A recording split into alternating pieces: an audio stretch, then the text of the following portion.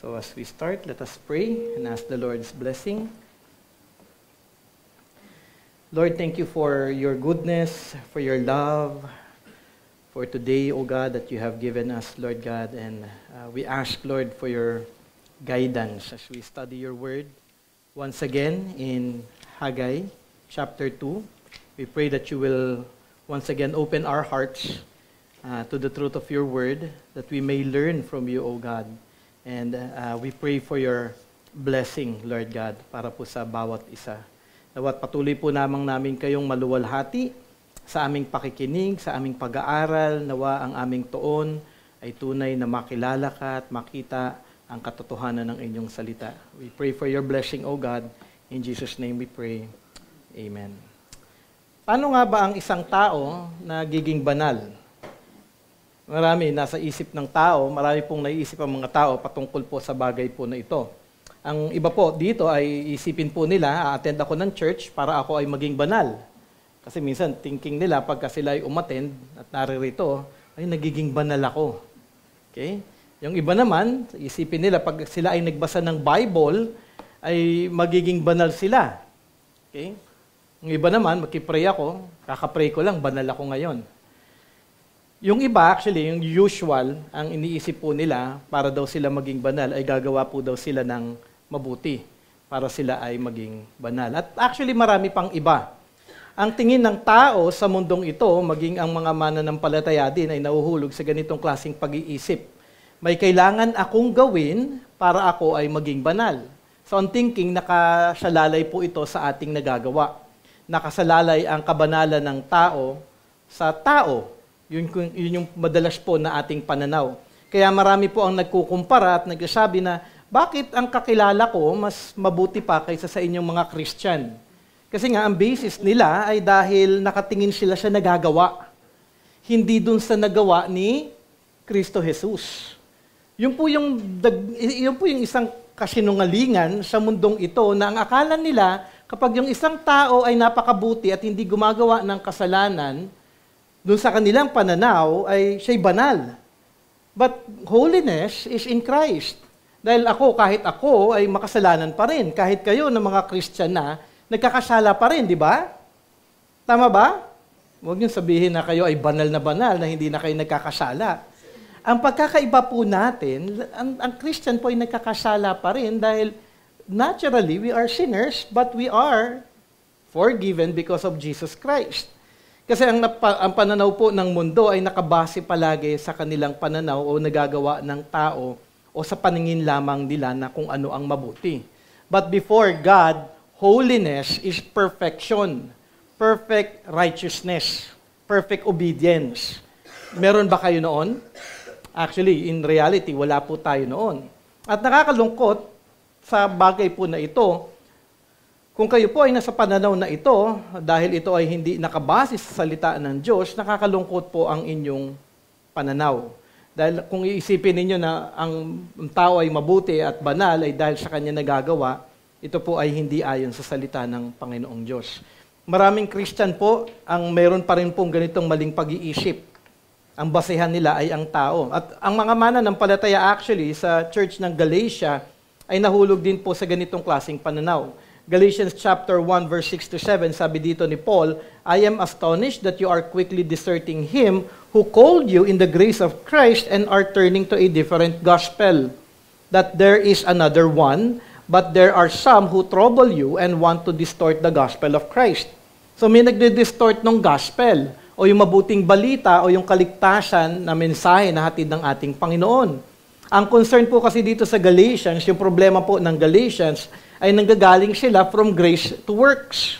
Naligtas sila by grace, but in the end, they are working para masabi nila, hindi, para tunay akong maligtas, gagawa ako ng kabutihan. At ito po yung konteksto actually dito sa Galatians 2 o Galatians book na sinulat ni Paul na kanyang kinutuwid.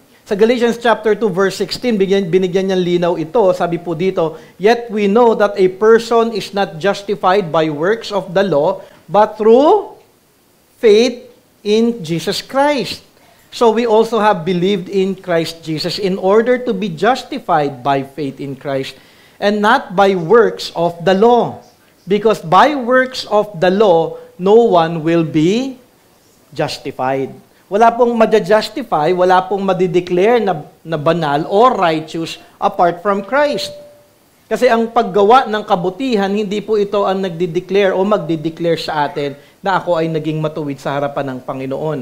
Siguro, paulit-ulit na po natin naririnig ito, justification means to be declared righteous. Tayo ay naging matuwid sa harap ng Diyos, hindi sa ating nagawang kabutihan, kundi sa biyaya ng Diyos sa pananampalataya kay Kristo Jesus. To believe na si Jesus ang tunay na nakasunod sa Diyos at hindi tayo. Yun yung difference natin, especially with those sa ibang religion. For example, kunyari, Catholic, actually all religion believe that it is by works. For example, Catholic. Ang Catholic, kasi Catholic ako dati, ang pananaw ng Catholic, at alam nyo to dahil majority of you are Catholics, ang pananaw ng Catholic, ako'y naligtas dahil meron akong ginawang mabuti. Ang Christianity at ang sinasabi sa Bible, wala tayong nagawang mabuti. Ang gumawa ng mabuti ay si Kristo Jesus. Yun yung great difference natin. Nagmayabang ang tao, may nagawa ako mabuti naman ako. Pag ako humarap sa Panginoon, may maharap akong mabuti sa kanyang harapan dahil may nagawa akong mabuti. That is false. Christianity in the Bible tells us, sinasabi sa Bible, Lord, wala akong nagawang mabuti. Nananampalataya ako kay Kristo na siya ang gumawa ng mabuti para sa akin. Ito'y mahalaga po ito. Kasi kapag either way ka dito sa katotohanan na ito, it's either kung ikaw ay nakatingin na may nagawa kang mabuti, walang salvation. Kung ikaw, nakita mong ikaw ay makasalanan at naligtas ka dahil sa ginawa ni Kristo Jesus, yun yung salvation. And that should be very clear. That should be very clear. Kasi kung ang pananaw ninyo, kasi may na-interview before sa hierarchy, ganun yung kanyang pananaw. Okay na? Hindi natanong po ulit siya. So, malinaw po na wala ho kayong nagawa at nagawa lahat dito ni Kristo. Ay, hindi po, may nagawa naman po ako. Patay kang bata ka. Ikinikwento sa akin yun, ikakilala ko yun. Naku, sabi ko, kaya pala nagtagal pa ito sa interview niya. Kasi kailangan maging clear po yung bagay po na ito. Kasi sinasabi po dito, ang isang tao ay naging matuwid sa harap ng Diyos dahil siya ay nanampalataya. At yung faith na ito, hindi din ito nanggaling sa atin. It is a gift. Bigay ito ng Panginoon sa atin na manampalataya. Dahil ni isa sa atin, walang kakayanan na manampalataya on their own. Wala ni isa sa atin ang pipili na hindi ako mananampalataya. Hindi, it is by grace. Gift to ni God sa atin. Ephesians chapter 2 verse 8 and 9. At dapat clear po sa atin yung bagay po na ito. At maging dito sa Galatians chapter 2 verse 16, sabi nga dito, not by the works of the law, because by the works of the law, no one will be justified. Ang katotohanan, ang tao po ay likas na makasalanan. Ang buong pagkatao ng isang tao ay likas na makasalanan. Ang pag-iisip, ang puso, ang motibo, ang gawa, ang mga salita na lumalabas sa ating mga labi, ito ay natural lamang sa tao dahil ang tao ay likas na makasalanan. Okay? Depravity means, in doctrine of the depravity of man, depravity means every aspect, hindi kasi ang thinking ng marami ay napaka-deprave mo. Minsan, mali po yung pagkakaintindi ng maraming Christians regarding the depravity of man. Pagka ginamit, hindi kasi naintindihan yung word na depravity. Pag sinabing depravity, ang iniisip ng marami, napakamakasalanan mo. Diba? Minsan, ganun kagad yung conclusion. But in reality, depravity means every aspect of our life is tainted with sin. Ibig sabihin, yung aking pananalita, makasalanan. Yung aking pag-iisip, makasalanan. Ang aking puso, makasalanan. Ang aking mga ginagawa, makasalanan. Tainted with sin ang every aspect of our being. Hindi ako napakamakasalanan na pumapatay ako ng, alam mo yon, ng libo-libong tao, hindi ako ganong kasama. Siguro maaaring ang naging kasalanan ko lamang ay nagsasalita ako ng hindi tama sa aking magulang o meron ako mga bagay na iniisip na hindi tama. Depravity po ang tawag doon. So dapat maging clear po ito sa ating lahat. Sabi nga sa Psalm 51 verse 5, Behold, I was brought forth in iniquity, and in sin did my mother conceive me. Pinanganak akong makasalanan. Yun yung malinaw dito na ipinapakita in Psalm 51 verse 5. Tayo ay sinful by nature. At mahalaga ang katotohanan ito sa isang Christian dahil kung mali po ang doctrine of sin ng isang tao, ng isang Christian, for sure, hindi ka Christian. Kasi major doctrine po ang sin. Okay? Major doctrine ang sin. Pagka mali po ang intindi ninyo sa doctrine of sin at tingin ninyo may kabutihan kayo, malaking problema po yun. Okay? Kasi simple lamang po ang doctrine of depravity of man or sin. Okay? Tao makasalanan at ang tao ay likas na makasalanan at walang kakayanan ang tao na maligtas ang kanyang sarili sa kanyang mga kasalanan. Yun lamang po yun. Dapat makita po natin yun na wala po tayong makikita sa ating mga sarili na ako ay mabuti or mailigligtas ko ang aking sarili sa aking mga nagawang kasalanan sa paggawa ko ng kabutihan. Kaya nga kung may naiisip ka na sabihin nyo, isipin nyo ngayon, ay hindi naman Brother Jay, may kabutihan naman ako. Hindi ako nakatulad ng sinasabi mo. Then you are denying the doctrine of the total depravity of man. Kasi po sinasabi sa Bible na ang tao ay tunay na makasalanan. Di ba nasa Romans chapter 3 po yun? Di ba? No one is righteous. No, not even one. Wala po ni isa sa atin. Kaya ang Christian actually, in reality, you have to see that we still do sin, pero hindi natin gagawing license ang sin. When we sin, we acknowledge sin and we turn away from sin. And if you do not acknowledge sin, confess sin, and turn away from sin, then mali pa rin yung iyong doktrina o pagkakaunawa patungkol sa sin. At lalabas na, baka hindi ka Christian. Kasi ang tunay na mananampalataya, meron siyang conviction sa kasalanan, meron siyang guilt na mararamdaman sa kasalanan, meron siyang sorrow na mararamdaman sa kanyang nagawang kasalanan, at siya ngayon ay tatalikod dito sa kasalanang ito. Okay? Kaya nga, progressive sanctification. Hindi tayo banal na, alam mo yun, yung hindi na ako magkakasala. Progressive po tayo na lumalago kay Kristo Jesus sa bawat araw. Okay? Kaya nga kapag ang isang mananampalataya nagkasala, hindi po ako nagugulat. Yung iba parang takot, ay, ayoko malaman ni Pastor Jay na makasalanan o nagawa ako ng... hindi ko sinasabing okay na magkasala, pero hindi siya something na dapat na ikakagulat natin dahil ang tao pa rin ay nagkakasala. At kailangan ng tao na magabayan, kaya meron church, di ba? Kaya po tayo nandito sa church para magabayan po tayo at makita natin ang ating mga kasalanan, matuto sa salita ng Panginoon, na kung ano ang kasalanan ay dapat nating talikuran at muli tayong maiayos sa harapan ng ating Panginoong Diyos. Hindi kaya ng tao maging banal sa harap ng ating Panginoong Diyos dahil tayong tao ay likas na makasalanan. Sabi ni Alec Motyer sa kanyang commentary, na I quote, "Consider the contagious power of dirt. It takes only 1 drop of motor oil to pollute a gallon of water, while innumerable gallons of water will not turn motor oil into something drinkable." Di ba? Kahit anong dagdag mo ng tubig sa motor oil, hindi siya magiging drinkable. While children touch the wall with their dirty hands, they leave a dirty mark. If someone touches the same wall with clean hands, it doesn't leave a clean mark. Dirt is far more contagious than cleanliness. At ganito po yung kasalanan sa ating buhay. Tayo po ay contaminated ng kasalanan. At hindi natin ito mababago ng paggawa ng maraming kabutihan. Kailangan natin ay ang tulong at ang mayamang biyaya ng Diyos pagdating sa kabanalan.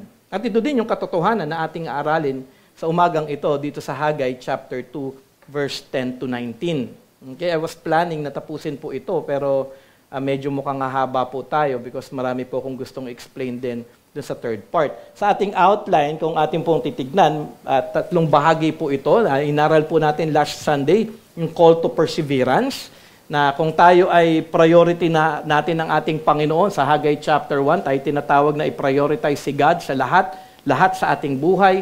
Tinatawag din niya tayo na mag-persevere sa bagay na ito dahil hindi po natin ito kaya at kailangan po natin ng biyaya ng Panginoon. Yung pangalawa dito na bahagi na na prophecy o panawagan ng ating Panginoon is a call to holiness. At makikita po ito sa verses 10 to 19. Basahin po natin ito. Haggai chapter 2 verses 10 to 19. On the 24th day of the 9th month in the second year of Darius, the word of the Lord came to Haggai the prophet. Thus says the Lord of hosts, ask the priest about the law. If someone carries holy meat in the fold of his garment and touches with his fold bread or stew or wine or oil or any kind of food, does it become holy? The priest answered and said, no. And then Haggai said, if someone who is unclean by contact with a dead body touches any of this, does it become unclean? The priest answered and said, it does become unclean. Then Haggai answered and said, so it is with this people and with this nation before me, declares the Lord. And so with every work of their hands and what they offer, there is unclean. Now then, consider from this day onward. Before stones was placed upon the stone in the temple of the Lord, how did you fare? When one came to a heap of 20 measures, there were but 10. When one came to the wine vat to draw 50 measures, there were but 20. I struck you with and all the products of your toil with blight and with mildew and with hail. Yet you did not return to me, declares the Lord. Consider from this day onward, from the 24th day of the 9th month, since the day that the foundation of the Lord's temple was laid, consider, is the seed yet in the barn? Indeed, the vine, the fig tree, the pomegranate, and the olive tree have yielded nothing. But from this day on, I will bless you. Actually, napakaganda po ng part po ito, ng passage na ito. Siguro kaya nga ako din napili siguro yung Haggai is because of this passage. Okay? So aralin po natin ito, verse by verse. So meron po muling the word of the Lord. At again, may date na ibinigay po dito si Haggai. On the 24th day of the 9th month in the second year of Darius, the word of the Lord came by Haggai the prophet.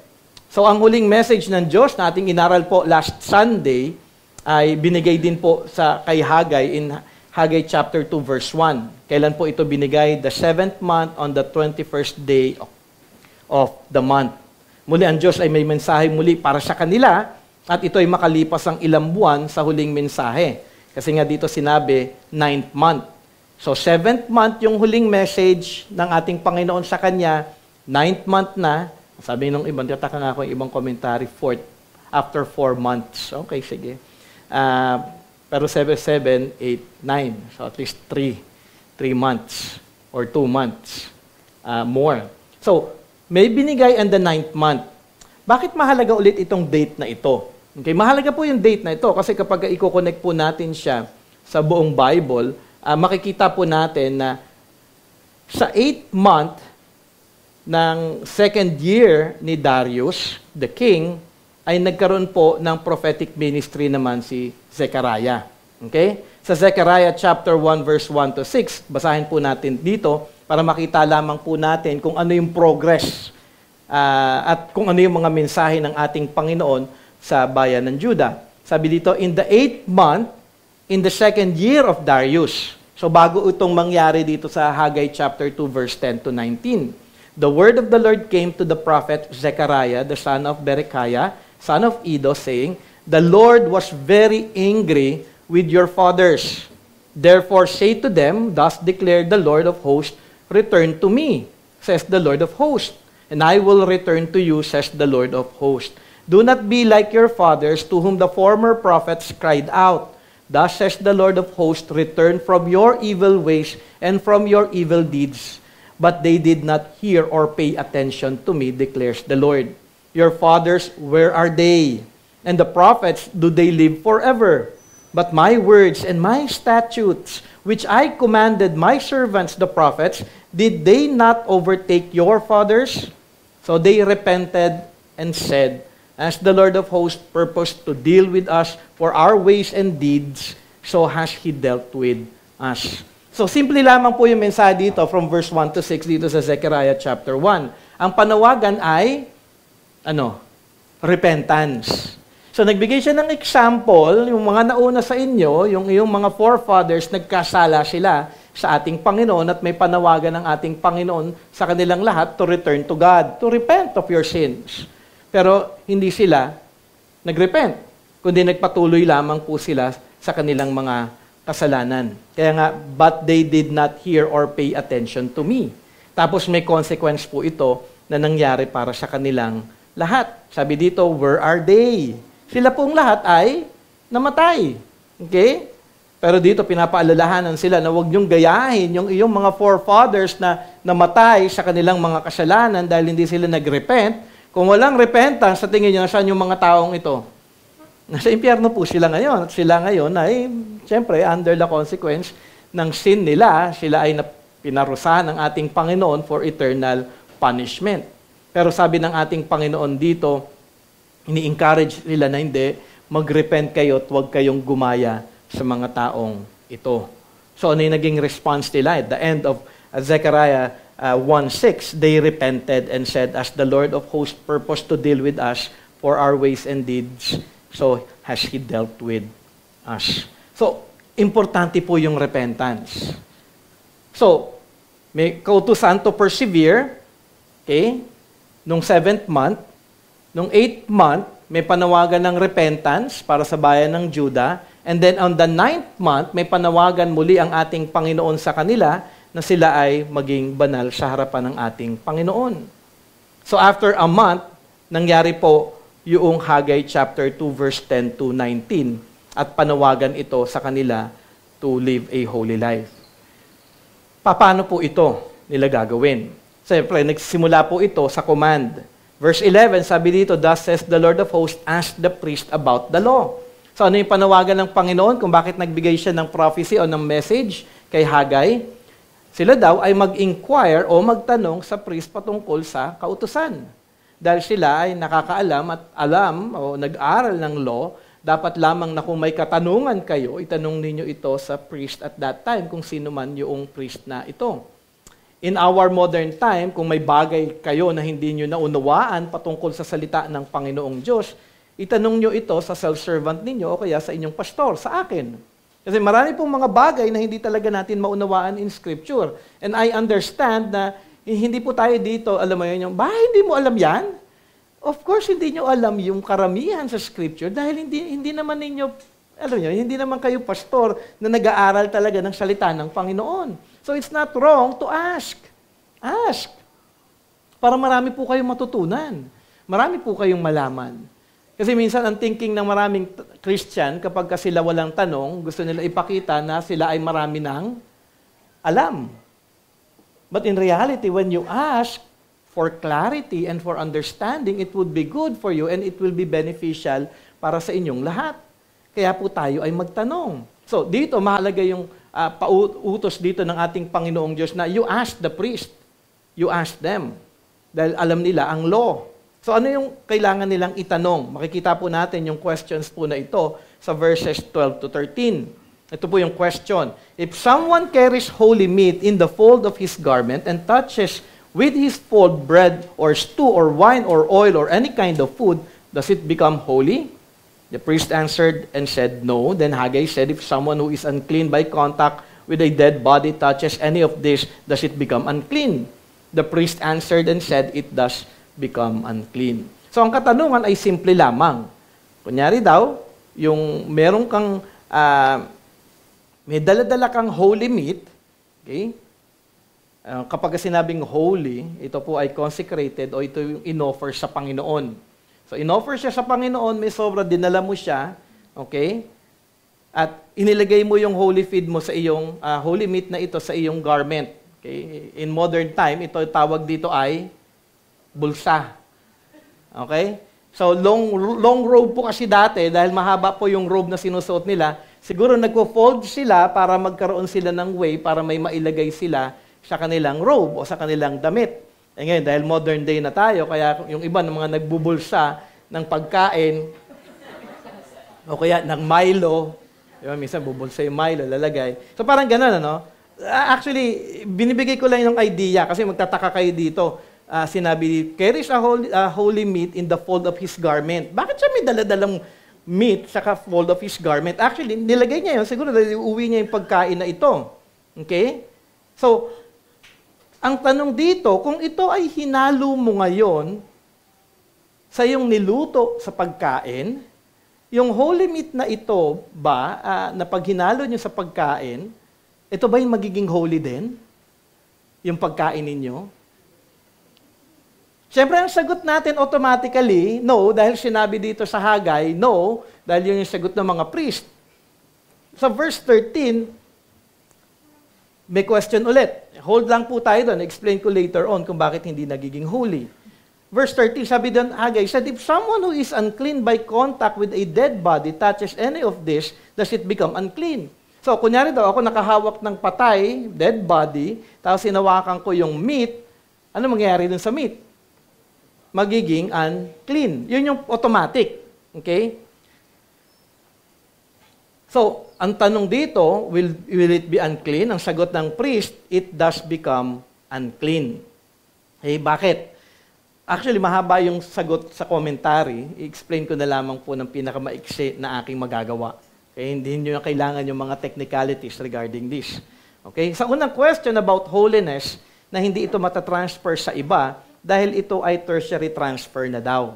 Pangatlong hawak na. Okay? Tertiary. Kasi may example po sa scripture na mababasa ninyo na natatransfer po talaga yung holiness. Kasi baka mamaya may mabasa kayo bigla at sabi, Brother Jay, hindi naman clear sa Hagay. Bakit yung ano?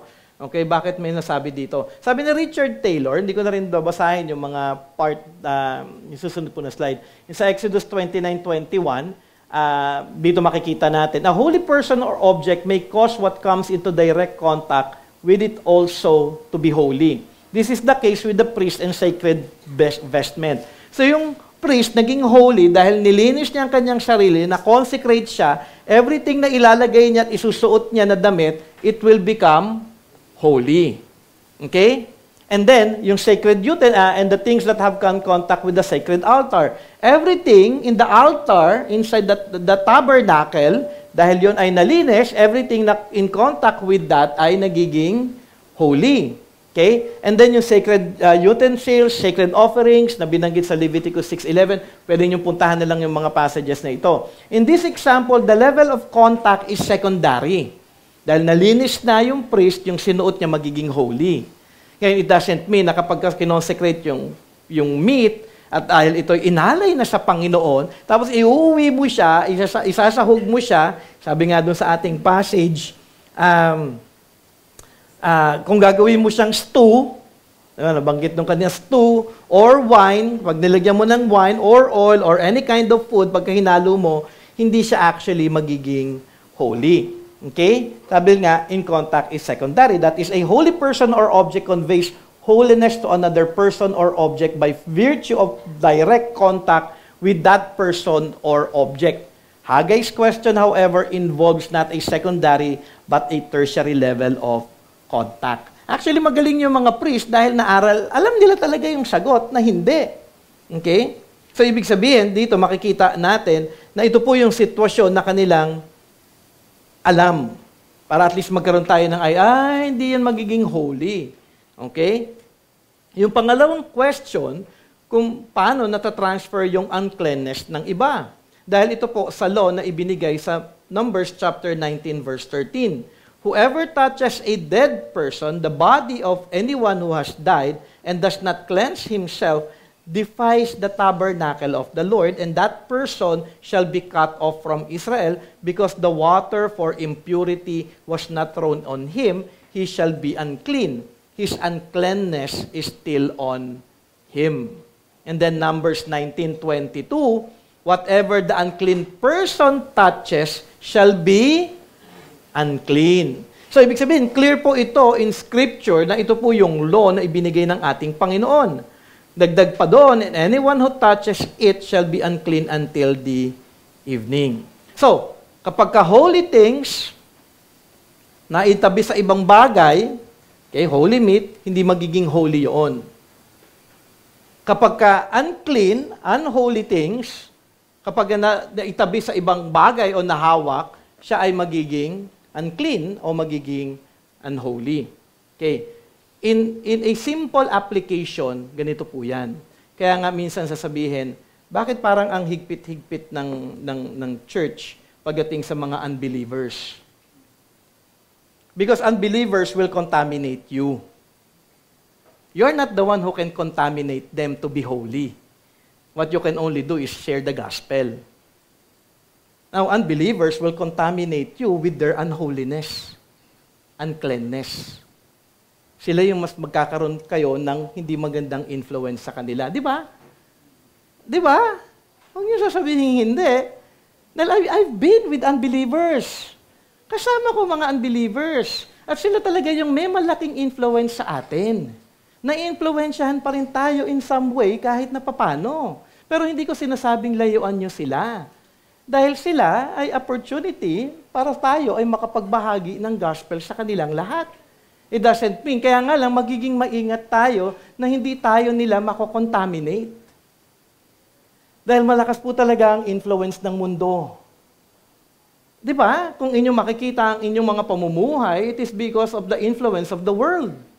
Minsan nga, internet na nga lang contaminated na ang karamihan sa atin. Ang kanilang pag-iisip ay hindi po ayon sa salita ng Panginoon. Huwag niyong iisipin, hindi, ako naman Christian ako magbabago sa kanila. But salvation is by grace. It is only by the work of God. Hindi po tayo. Kahit anong kabutihan po natin. Actually, kapag ipinakita mo ang pagsunod mo sa Scripture, ano yung sasabihin sa'yo ng mga unbelievers?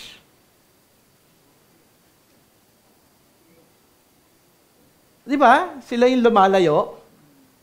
Ay, sobra naman tong taong to. Akala mo naman kung sino. No, hindi dahil banal ako. By the grace of God, I stand in the truth. In reality.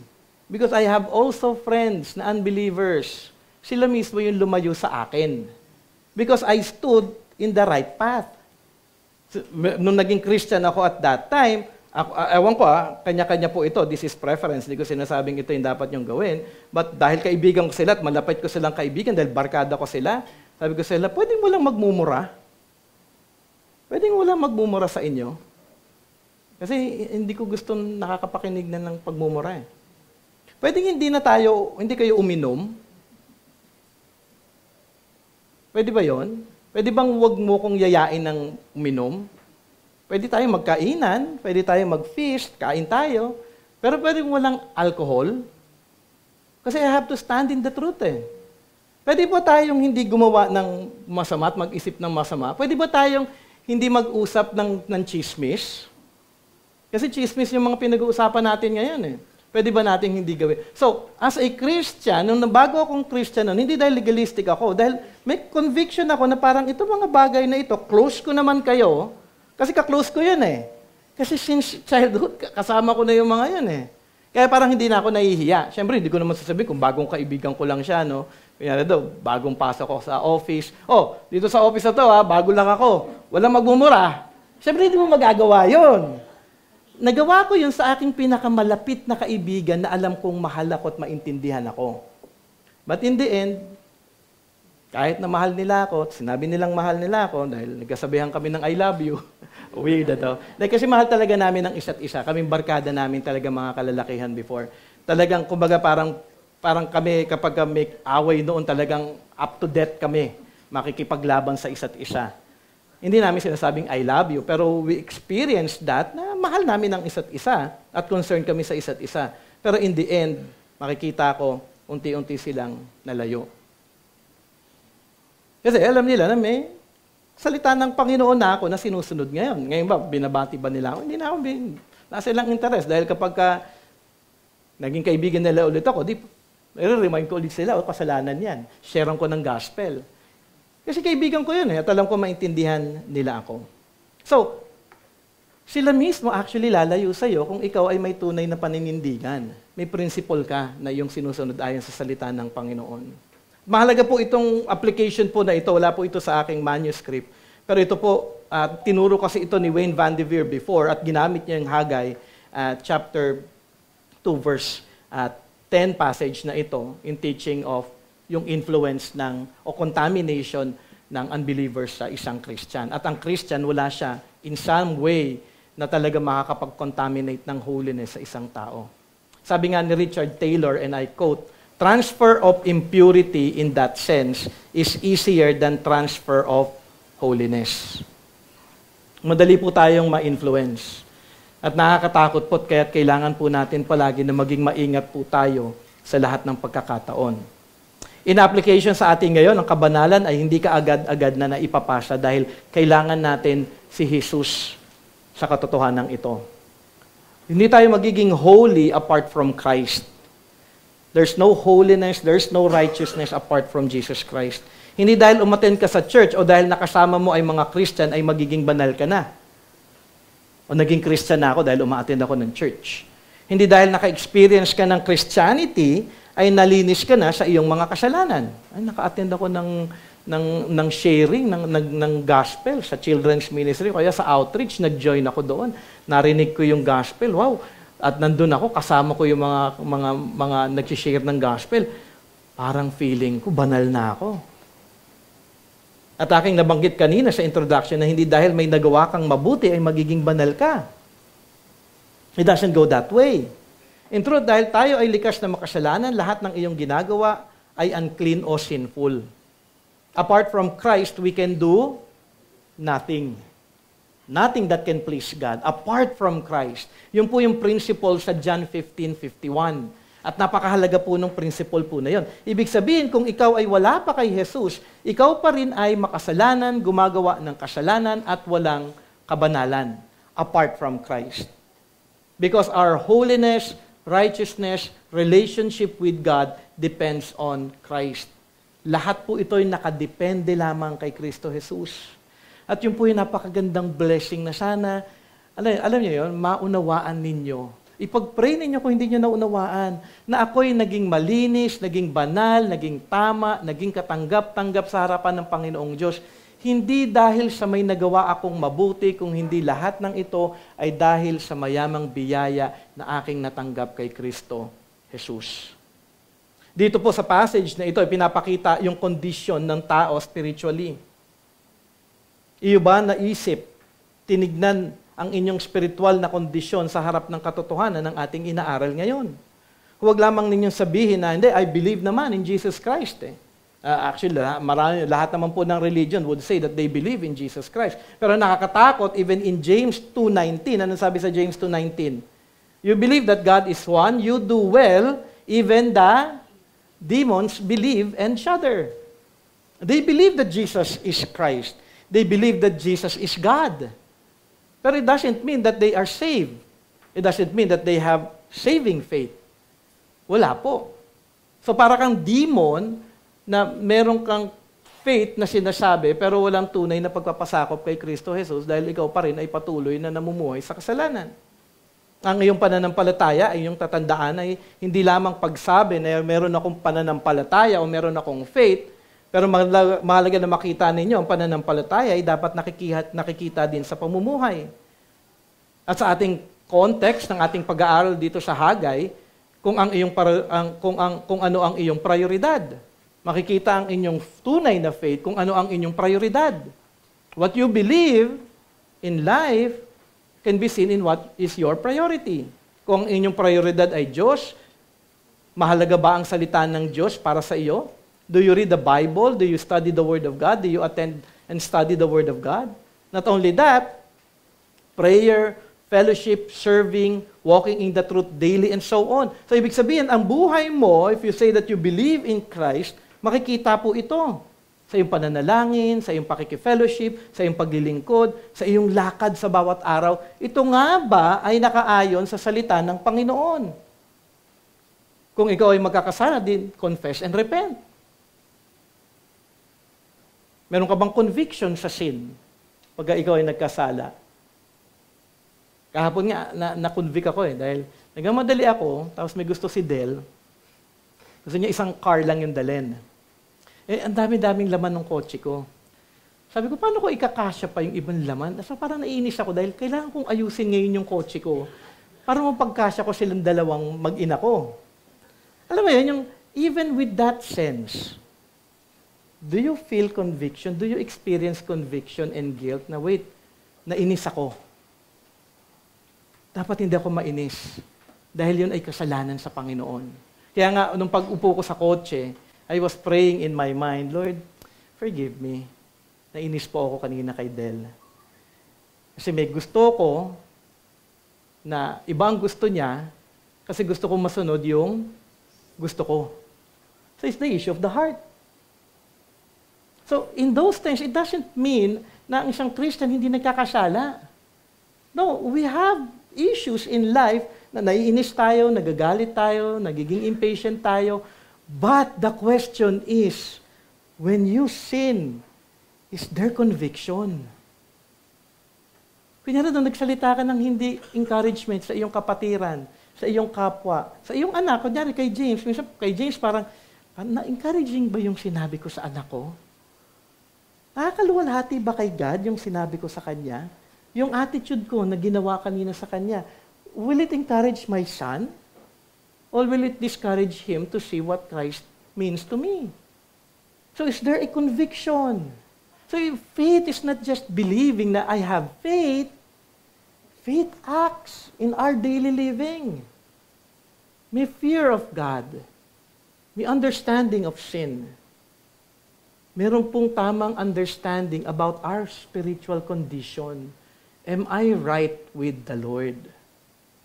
So mahalaga po itong passage na ito na binibigay sa atin dito ng ating Panginoon in Haggai chapter 2. Now, going back to our passage, ang lesson na nais ng Diyos na makita nila ay ang kanilang spiritual condition. Yung po yung pinakatuon dito, it's not just being holy, maganda yan. And kung ikaw ay unclean, tama yan. So, let's move on dun sa lesson here in verse 14. Sabi dito sa verse 14, and Haggai answered and said, ginamit niyang illustration, yung unang passage dito, then in verse 14, so it is with these people, and with this nation before me, declares the Lord. And so with every work of their hands, and what they offer, there is unclean. At sa mga katanungan na ibinigay ng Diyos sa kanila, dito hinahayag ng Diyos ang kanilang maling pananaw sa kanilang relasyon sa Diyos. Ito ay paalala na hindi, dahil sila ngayon ay bahagi na ng pag-rebuild ng temple. Kasi yun yung issue, di ba? Hindi nyo priority ako, inuno nyo, establish ang sanyong sarili, lahat kayo naging makasarili, may temple na inutos ko na gawin ninyo, hindi nyo ginawa. Ngayon, ang feeling nila, dahil part ako ngayon ng pag-rebuild ng temple, okay na ako. Pero si God, hindi siya tamang, nakikita ko siya na nag-o-obey. Dahil for sure, nakikita ni God yung heart ng bawat tao na nag-rebuild ng temple. Dahil ang feeling nila, pag na-obey ko ito, okay na ako. Kung hindi, ating tatandaan, mahalaga para sa Diyos ang kanilang tunay na pagkilala, unang-una sa kasalanan, at tunay na repentance sa kasalanan. Di ba nga? 7th month, 8th month, si Zechariah may panawagan ng repentance. At ngayon dito, pagbalik ulit sa ika-9th month, may panawagan ulit about repentance. Kaya nga sabi dito ni Haggai, so it is with these people. Akala nila because of their rebuilding, they are holy. But you are not holy. Yun yung sinasabi dito ni God sa kanila. You are not holy.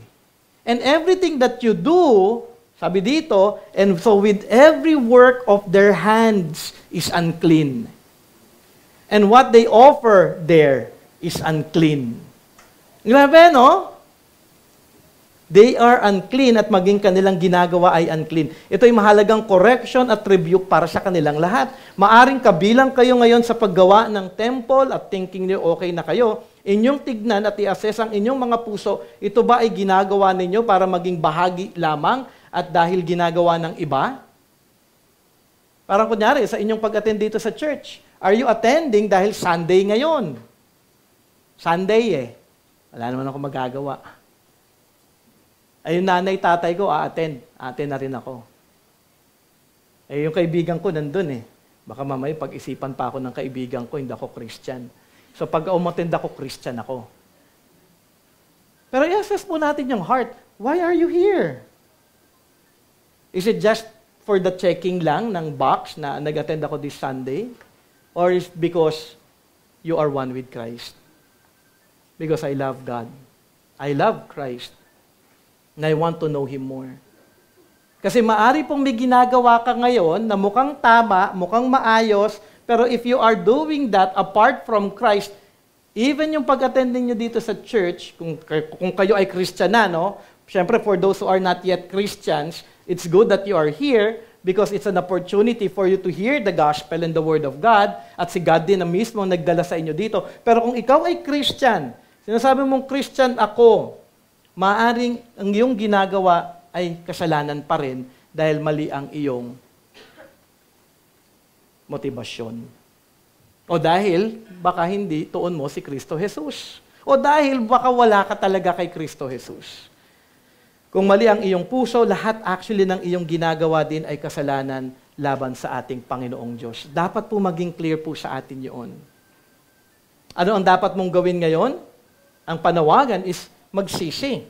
Repent of your sins. At ito po yung panawagan ni Zechariah a month before to repent. At ito ay pinaliwanag ni Haggai sa kanila sa verse 15 to 17. The consequence of sin and the call to repentance. Verse 15 to 17. Sabi dito, "Now then consider from this day onward, before stone was placed upon stone in the temple of the Lord, how did you fare? When one came to a heap of 20 measures, there were but 10. When one came to the wine vat to draw 50 measures, there were but 20. I struck you with all the products of your toil, with blight and with mildew and with hail. Yet you did not turn to me, declares the Lord." Muli, dito tinatawag sila consider. Meaning, inaral na natin ito nung unang pag-aaral sa Haggai, think carefully. Pag-isipan nyo ito. So, meron tayong inaral ngayon na katotohanan, may illustration, tignan daw yung spiritual assessment natin, assess natin yung spiritual life natin, tignan ninyo ang inyong puso, ikaw ba'y tunay na may relasyon sa Diyos? Ikaw ba'y may relasyon sa ating panahon ngayon? May relasyon ka na ba kay Kristo Jesus? Dahil kung wala pa, lahat ng iyong ginagawa ay contaminated. Lahat ng iyong ginagawa ay hindi makakaluwalhati sa Diyos. Then think about this. Pag-isipan ninyo ito. Bago ninyo inilagay, sabi ni Haggai, bago ninyo inilagay yung unang stone sa pag-rebuild ng temple, ano ang inyong kalagayan? So, ano tayo, no? Flashback para sa kanila. Teka lang, ano nga ba yung kalagayan namin bago namin binuo o bago kami nag-obey? Okay? How did you fare? Sabi sa ESV. Kanilang pag-isipan mabuti ang kanilang kalagayan. Dahil, example po dito, nakita at hihinayag po dito ng Diyos sa kanila through Haggai, when one came to a heap of 20 measures, there were but 10. So, ibig sabihin, meron silang pinagkakabalahan, meron silang pinagkakakitaan, mukhang okay naman, nagawa nila ito, expecting nila, 20 yung kanilang makukuha, pero ang kanilang nare-receive ay 10. May kakulangan. So may kakulangan palagi. Even sa wine vat, they draw 50 measures but only 20 lang yung kanilang nakukuha. And at the same time, sabi dito ni God, nakita nyo lahat ng mga products ninyo, lahat ng inyong pinaghihirapan, may consequence. Nilagyan ko ng blight, nilagyan ko ng mildew, meron kayong agriculture, pero palaging may hail. Kasi consequence ng sin. Sa kanilang panahon, at mahalaga po natin makita yung difference natin, sa kanilang panahon, ang kanilang katayuan ay mahalaga. Meaning, if they are prospering, kasi yun po yung picture in the Old Testament, if you are obedient to God, you will prosper. Okay? Meaning, the Lord will bless them materially if they obey. At the same time, the Lord brings curse to them if they fail in obedience to God. Clear po yun sa Old Testament. Siyempre, hindi po ngayon ganun dito. Kasi maraming mayaman ngayon, alam mo yun, parang okay, pero hindi din naman. They do not gain in their toil. Pero ang context dito ay bayan ng Israel. Kayo. Sinasabi dito ng Panginoong Diyos. They toil, but you don't gain anything. Ibig sabihin, walang pag-asenso sa kanilang buhay. Again, in our time, it doesn't go that way. Dahil maraming blessed na Christian, financially or materially ngayon, pero the Lord is far from them. Kaya wag niyong iisipin na parang Christian ako, biniblessed ako ni God. Maayos ako. Ibig sabihin, maayos ako. Hindi sa material things or financial ang basis natin. Ang basis natin is yung growth of understanding the Lord. Growth in Christ. Growth in fear in the Lord. Yun yung dapat ng assessment natin kung okay tayo sa Panginoon. Not material blessings. Kasi marami po akong kilala, they are good financially, pero yung family nila ang layo sa Panginoon. Alam mo, nakakalungkot po makakita ng ganon. Ang thinking kasi ng marami, if I'm okay financially, if I'm okay, then I'm okay with God. No, you check spiritual inside our hearts. Am I really growing in the Lord? Or not? So, hindi sukatan ang may trabaho ka, magandang sweldo, o masaya ka, i-blessed ka na. May nakausap na ako before na ganito yung kanyang pananaw. The Lord is so close to me because I'm so blessed.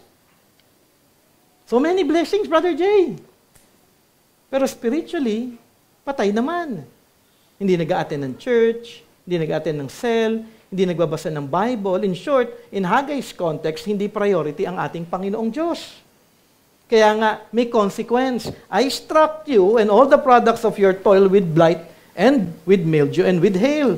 Pinaparusahan na sila ng Diyos, pero, kung ating titignan, ang dami ng consequence ng kanilang kasalanan, sila ay dinidisiplina ng Panginoon, pero ano yung response nila? Yet you did not turn to me, declares the Lord. Sa lahat ng mga pangyayaring ito, hindi nila naisip na ito ay mula sa Diyos. At sila ay tinatawag na ng Diyos na sila ay magsisi. Pero ang nakakalungkot, hindi nila nakita na ito, hindi nila nakita ito at sila ay nagpatuloy na mamuhay ayon sa kanilang kagustuhan lamang. Tingin nila siguro, malas lang. Ano yung malas lang tong araw ko ngayon. Baka bukas, swertihin din ako. Pero siyempre, yun po ay pananaw ng mundo at hindi po ng isang mananampalataya o isang hindi katulad nilang mga Hudyo at that time. So in application, kayo ba ay sensitive sa panawagan ng Diyos o deadma lang? Nakikita na ninyo na hindi nagiging maayos ang lahat sa inyong buhay? May kabigatan ba sa inyong mga puso pero parang okay lang? Alam niyo yun? May conviction ng sin pero deadma lang. Meron ng consequence, pinapalo ka na ni God, hindi, maliit pa yung palo ni God eh. Antayin na natin yung pinakamalakas na palo. Inyong tatandaan, may consequence ang sin. May consequence ang sin. At ang ibang pangyayari sa inyong buhay ay maaaring consequence ng sin. Hindi lahat Kasi minsan, as a Christian, we face, turo ni Pastor Tito, we face trials. Not because a consequence of sin, but a test of faith. Kung ikaw nga ba ay tunay na susunod sa ating Panginoon. Pero there are consequences, kahirapan, sitwasyon sa ating mga buhay na tinatawag ka na ni God. Magising ka. Okay, ganito yan. Pagka hindi nyo na-experience yung panawagan na yon ng consequence na yon, unang-una, either sobrang tindi ng backslide mo, kaya parang bulag ka na doon sa mga consequences na ipinapakita na sa'yo ni God, na tinatawag ka na niya na mag-repent at hindi ka pa rin bumabalik, or baka hindi ka talaga Christian. Kaya parang tingin mo, hindi lang maganda yung araw ko. Kaya ang tingin mo na parang bukas magiging okay din ako. Hindi, may consequence ang sin. Sabi ng scripture ito, hindi po ako, di ba? Sinabi dito sa Haggai chapter 2, kita ninyo lahat ng produce ninyo. May blight and mildew at may hail. Di ba? Kaya alam nyo may bagyo because of sin. Wala namang bagyo nung hindi naman nag-sin si Adam and Eve. Every natural disaster is the cause of sin. Kung wala po yun, wala pong disaster. Kaya po may disaster because may sin ang tao. Kabayaran niyaan. So yung bahagi po yan ng ating buhay. Inyong tatandaan, may consequence. Ang kasalanan ng marami ay ang mali nilang pagtugon sa sitwasyon sa kanilang buhay. So paano ito? Merong consequence, okay, may mga bagay na hindi na nakita na nila parang hindi maganda, pero babaliktarin pa rin nila yung kanilang pag-iisip. Paano ito? Sisisihin yung iba. Kaya ako naging ganito kasi sa kanya. Kasi kaya hindi ko priority si God dahil hindi ko nakikita yung ganito. Kaya dahil kay ganito o ganyan. Naalala niyo yung 6 P's na inaral natin before dun sa self-control na pag-aaral natin? Yung 6 P's reason kung bakit hindi nila nagagawa yung kalooban ng Diyos o bakit willful ang tao. At may reason palagi yung isang tao na hindi gumagawa ng kalooban ng Panginoon. Ano yung reason niya? People, past, parents, predicament, pain, pressure. Maraming reason ng tao. Pero the truth is, wala po tayong pwedeng i-reason dahil pagka-consequence ng sin at kung may nangyayari sa ating hindi maganda at ayaw nating sumunod, ito ay dahil sa ating makasalanang puso. Ang reason pa ng iba, nagkataon lang yan. Wala ito, ganito talaga ang buhay eh. Minsan okay, minsan hindi. Ngayon, hindi maganda ang buhay ko ngayon, kaya okay na, tatanggapin ko lang, pagtitiisan ko lang yan. Rather than saying, Lord, meron ba akong nagawang kasalanan? Lord, meron ba akong hindi tamang nagawa ngayon? Lord, meron ba akong naisip na hindi nakakaluwalhati sa inyo?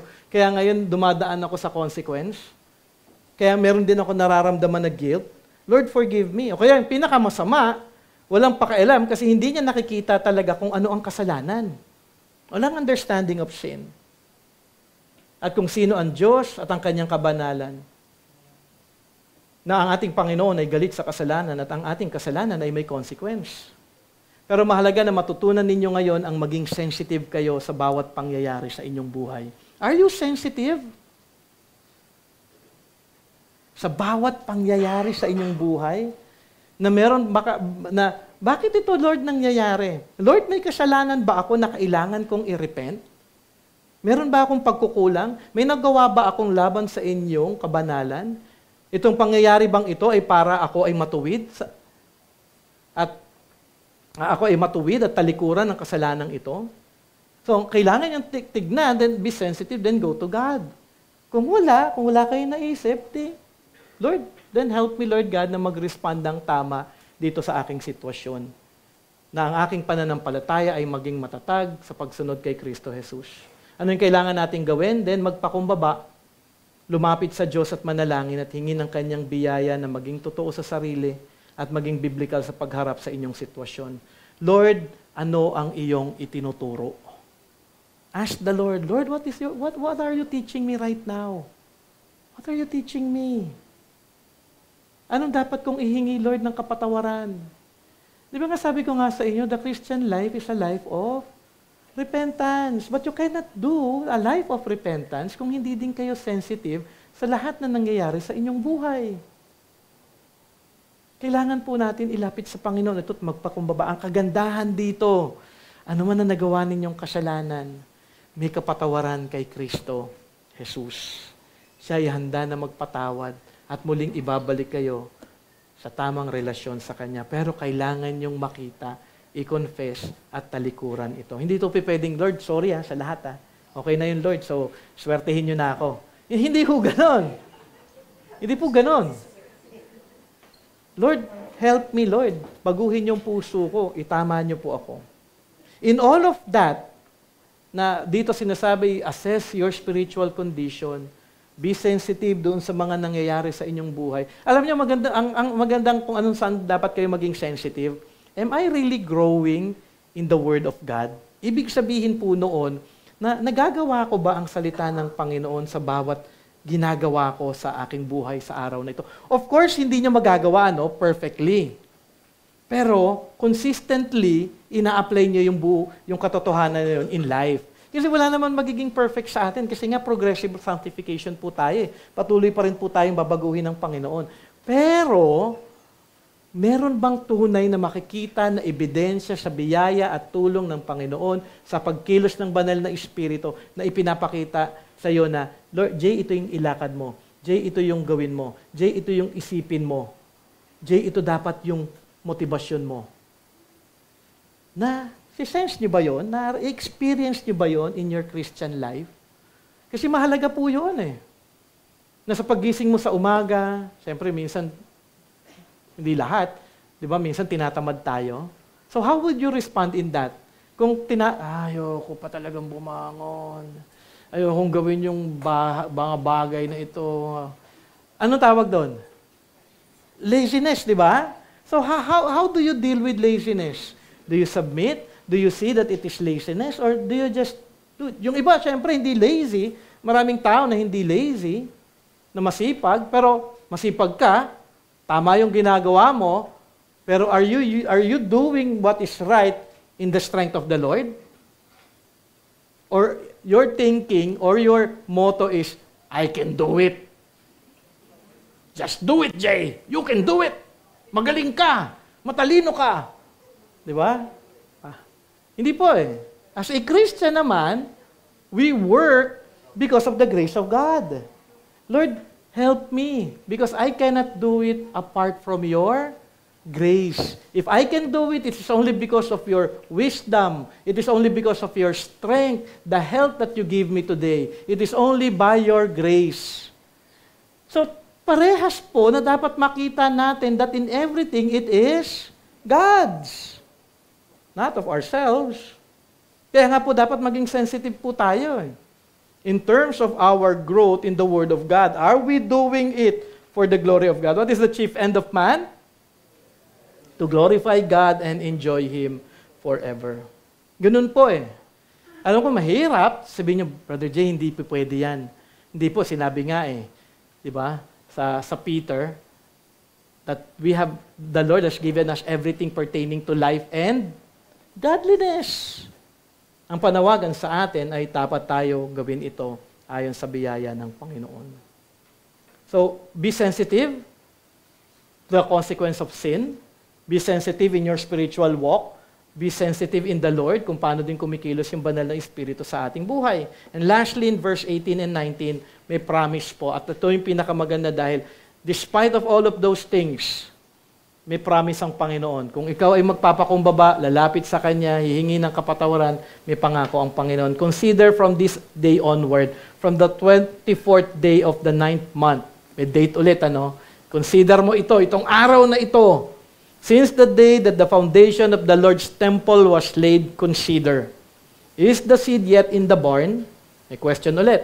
Indeed, the vine, the fig tree, the pomegranate, and the olive tree have yielded nothing. Wala. Okay, wala.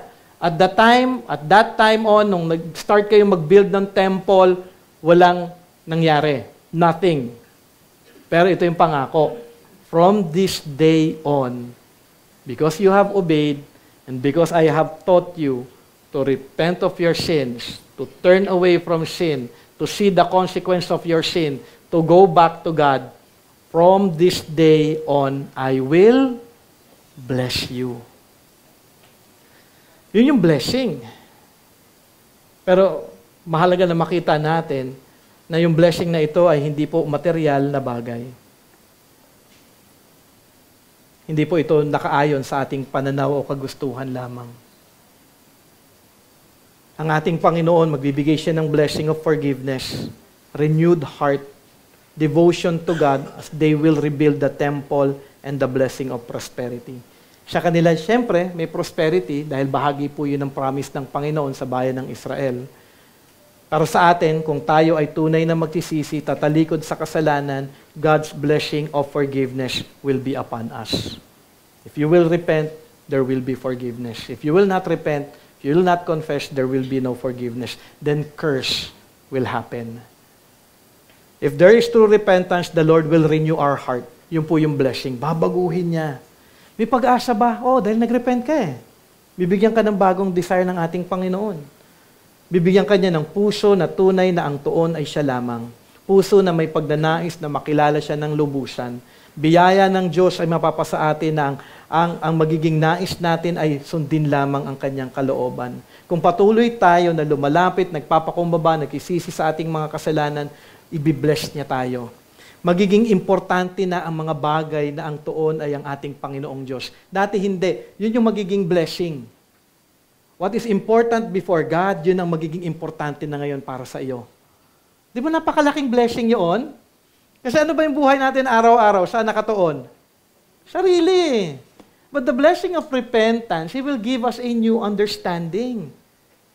What is important before God, yun na yung priority natin.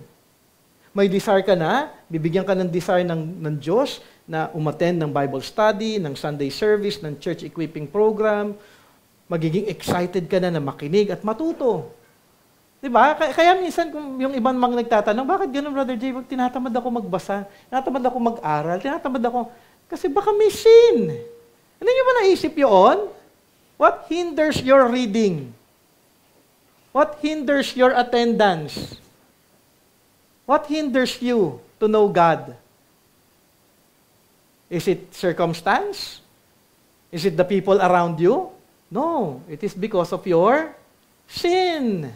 That if you repent of it, then bibigyan ka ngayon ng Panginoon ng bagong puso na maging excited sa mga bagay na gusto ng Panginoon para sa atin. Siya yung magbabago nito eh. Di ba ang ganda? May blessing. Kaya minsan yung mga iniisip na maraming Christian na parang, bakit kaya ganito? Bakit kaya hindi mo tanungin, Lord, ano yung naghihinder? Anong kasalanan ko para i-repent ko po ito? Yung inyong hindi paglago sa Panginoon, na hindi kasalanan ko, si Pastor Jay kasi, ganyan kasi magturo eh. Ang sakit. Di ba? Masyadong straightforward. Word ni God to eh. Anong gusto niyo sabihin ko? Uy, ang babait ninyong lahat ha. Alam niyo, hindi niyo na kailangan ng word. Bait niyo na eh. Diba? Hindi ganun eh. But the Word of God is teaching us of our condition. Isang way yon, isang systematic way of preaching. Yung fallen condition of man. Dapat makita yung fallen condition natin. Kung walang understanding of our fallen condition, then walang preaching. Kaya may sin eh, kapag may preaching. Kasi bahagi po yun eh. Sa ano pa yung blessing? Di lamang magiging importante ang Diyos, magkakaroon ka ng desire para sa Kanyang salita, magkakaroon ka ng mas lalong matinding desire na maglingkod sa Kanya. Di ba? Bakit kaya parang ayoko mag-serve sa church? Bakit kaya hindi mo tignan yung sarili mo? Baka may kasalanan ka. Di ba? Kasi nung ako naging Christian, talaga nga nasa isip ko lamang dahil blessing ng Panginoon, magkaroon talaga ng desire to serve the people. Hindi lamang yon, may blessing pa ng tunay na kagalakan, true joy in fellowship. Bakit parang hindi ako masaya dito sa church? Sa fellowship dito, bakit kaya hindi mo tignan? Baka may kasalanan ka dahil baka mapamintas ka? O baka kaya mas standard mo yung preference mo kaysa yung panawagan ni God para sa iyo to have fellowship with the believers in the church? Bakit kaya mas gusto ko yung kasama yung mga unbelievers kaysa sa mga taga-church, maka-fellowship? Kasi dahil makamundo ka, talaga, yun lang yun eh. Di ba napaka-simple lang?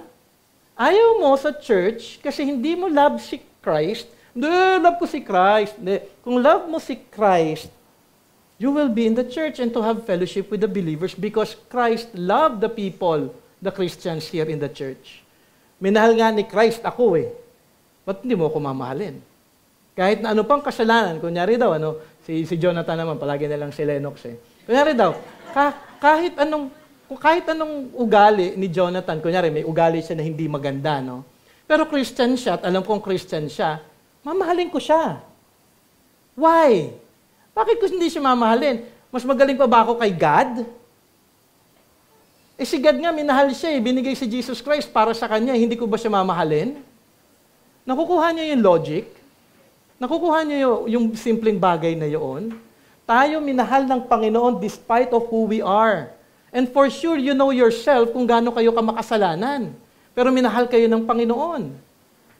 Di mahalin natin din yung iba. Despite of their kakulangan, despite of their sinfulness, despite na yung preference mo, kasi minsan may preference tayo, we should tanggalin na yung preference. What we should have is a biblical heart, a biblical understanding of what fellowship should be. Hindi ito nakasalalay kung ano yung character ng tao. Nakasalalay ito dun sa kautusan ng ating Panginoon. They will know that you are my disciples if you love.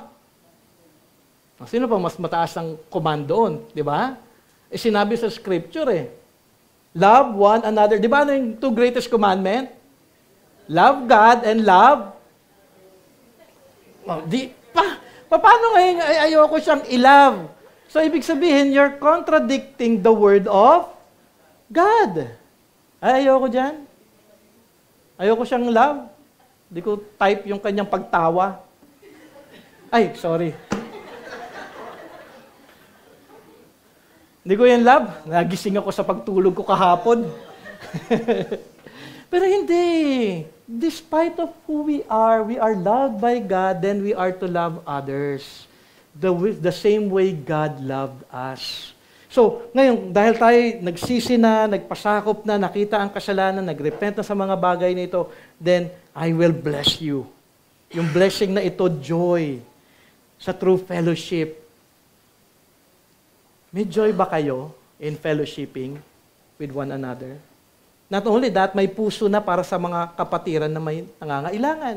Di ba, may love ka na, may mga pangangailangan yung kapatiran ko, tutulungan ko sila. Gagawa ako ng paraan para maging blessing din sa iba. Dahil ako din binibless ng Panginoon. Yun yung blessing.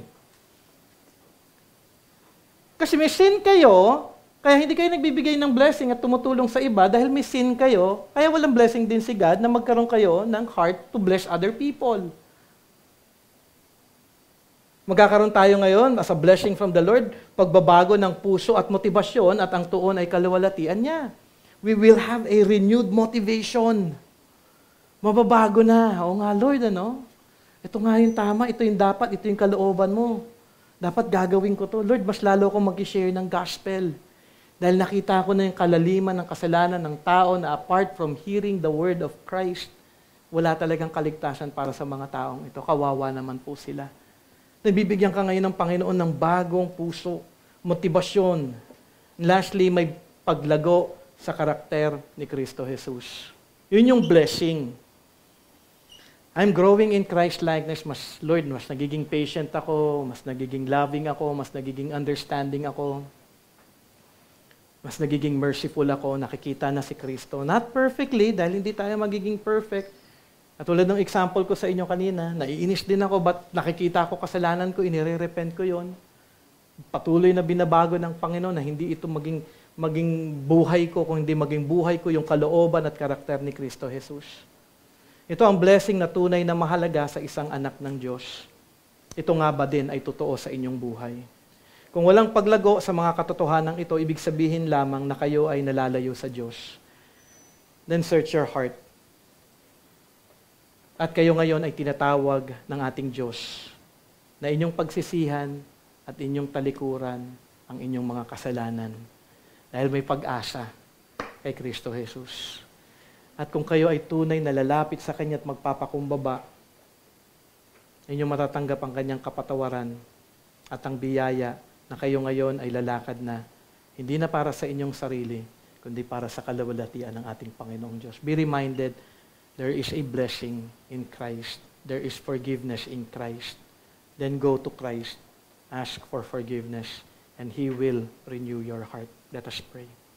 Lord, once again, thank you for the time that you have allowed us to study your word, to hear these truths. Lord, dahil mahalaga po itong katotohanan na ito, na marinig po naming lahat, Panginoon Ama. Maging ako, Panginoon Ama, ito ay tunay na napakalaking blessing, Lord, na marinig, makorek, ma-rebuke. Dahil kailangan po namin ang inyong katotohanan. Dahil ang inyong katotohanan lamang ang siyang tunay na makakapagpabago ng aming mga bagay na nagagawang kasalanan laban sa inyong harapan. But I pray, Lord God, for each one, that you will move in their hearts, that you will guide each one, Lord God, to this truth, na magkaroon po sila ng spiritual assessment ng kanilang mga buhay.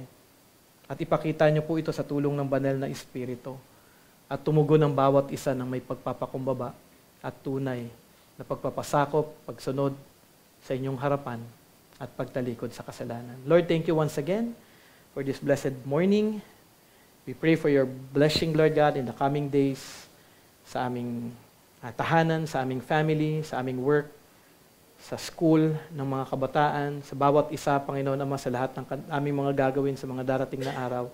We pray that you will hold us, that you will keep us away from sin, that you will move in our hearts, na kami palagi ay maging mapagkumbaba, Panginoon Ama, at nagnanais palagi na lumago kay Kristo Jesus.